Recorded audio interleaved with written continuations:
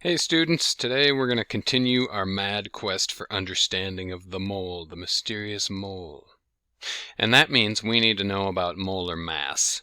Because if you remember, I think I mentioned this in my last lecture, the mole is a way of counting atoms. It's a big number, Avogadro's number, 602 sextillion of anything is a mole. And why is that useful to us? Well, Avogadro's number is the number of atoms that it takes so that you have 12 grams of carbon.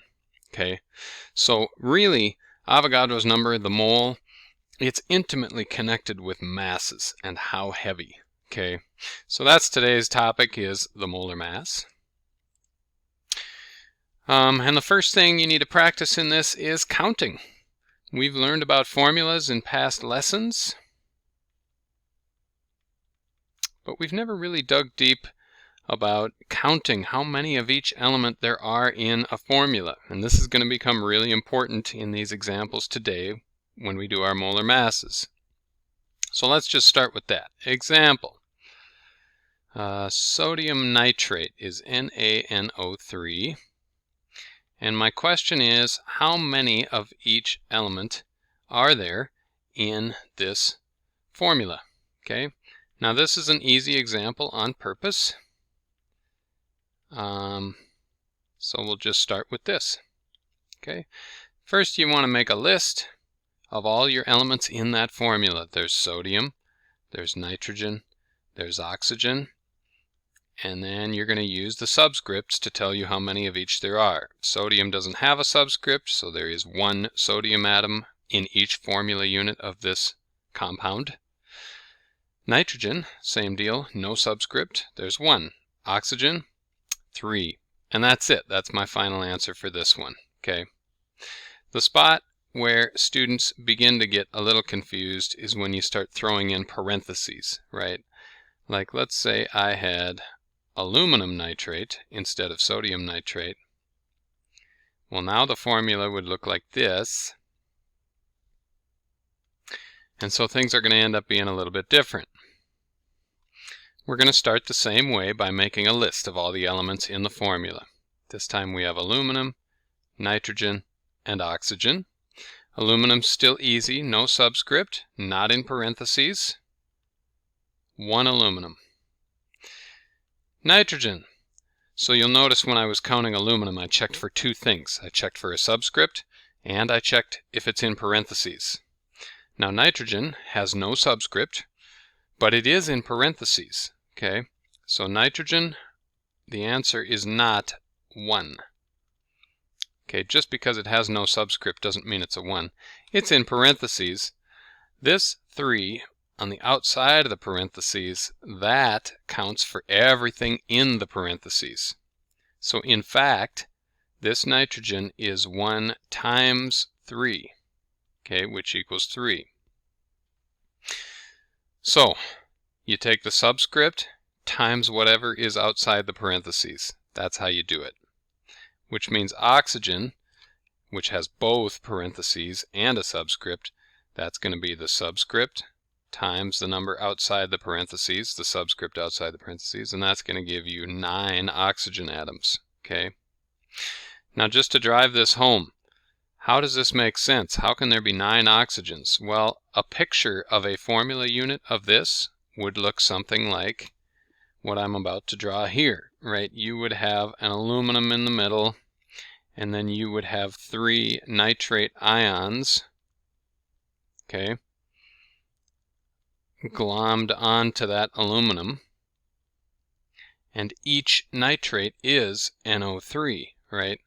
I'm not drawing this properly, by the way, the bonds and the extra electrons and the charges. I'm just in a hurry. I'm leaving that out.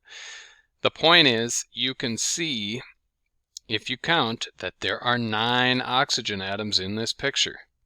And there are 3 nitrates. There are 3 NO3s, right? So it all adds up when you actually draw it out. These are the rules we use to figure it out without the drawing. Okay? So, in a sentence, check for subscript, and you need to multiply by any number, any subscript, another subscript number outside the parentheses. That's the rule. And that's not how you spell parentheses. This is. There we go. So, double stars for that one. Little box. Beautiful. That's our rule. Let's do one more and then we'll move on to masses. Go a little quicker on this one. Let's do aluminum sulfate this time.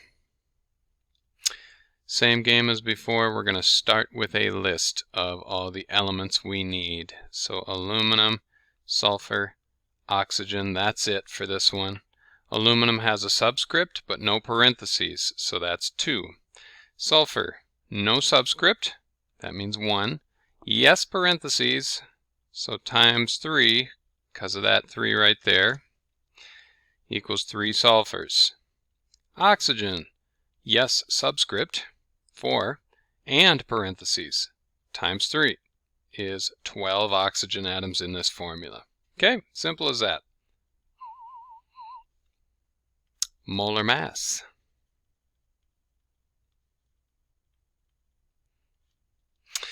Molar mass just adds one more step on top of counting.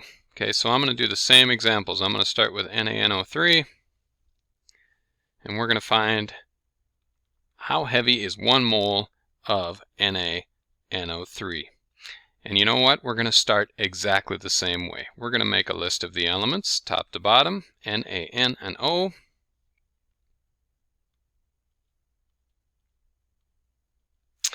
And this time, I'm going to start with the masses. Okay? So, pop into my periodic table here. Na, 22.99. Because remember, these masses on the periodic table, these are molar masses. The mass of 1 mole of sodium is 22.99 grams. But we also have nitrogen in this formula, so I'm going to throw that in here, 14.01. That's the mass of 1 mole of nitrogen. And the mass of 1 mole of oxygen is 16.00 grams. But here's the catch, okay?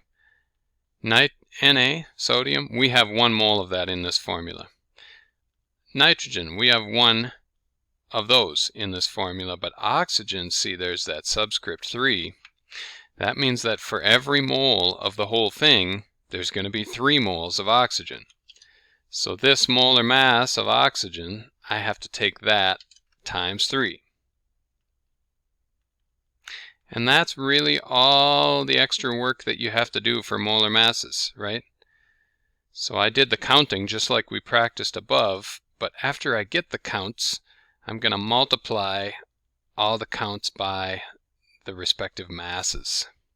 And then we're just going to add them all up, right? We're going to total up the whole formula, the Na, the N, and the O, which is going to give me, what is this, 60, 70, 84, 85.00, wow. On the nose, grams per mole. I hope I did that right. I was trying to do it in my head. You can double check for me. And that's it. Excuse me, let's move on. Aluminum nitrate was the next one. Same deal, start with a list, Al, N, O. If you don't remember what to do next, look back at your prior example. I went to the periodic table next on that last one. Aluminum's molar mass is 26.98 grams. I got that from right here. Nitrogen is still 14.01. Oxygen is still 16. And now we're going to multiply all these by how many there are in the formula. There's 1 aluminum in this formula. Oops. I forgot a subscript out here, didn't I? Screwed up my formula. Nitrogen, there are 3. Remember, no subscript right there, but it is in parentheses, so nothing means 1 times 3 is 3. Okay. Oxygen, subscript 3, yes, parentheses, 3 times 3 is 9. Okay. So 26.98, what is this, 42.03, 144, I think, on this one. I'm trying to do all these in my head. I should grab a calculator for real. In fact, I'm going to double check. 16 times 9 is 144. I win. Add them all up. I don't want to do this in my head. It's early in the morning. I haven't even had a cup of coffee yet. Can you believe I've done even what I've done without coffee? It's insane. 213.01 is my answer. Grams per mole. And that's it. That's how you do the molar mass.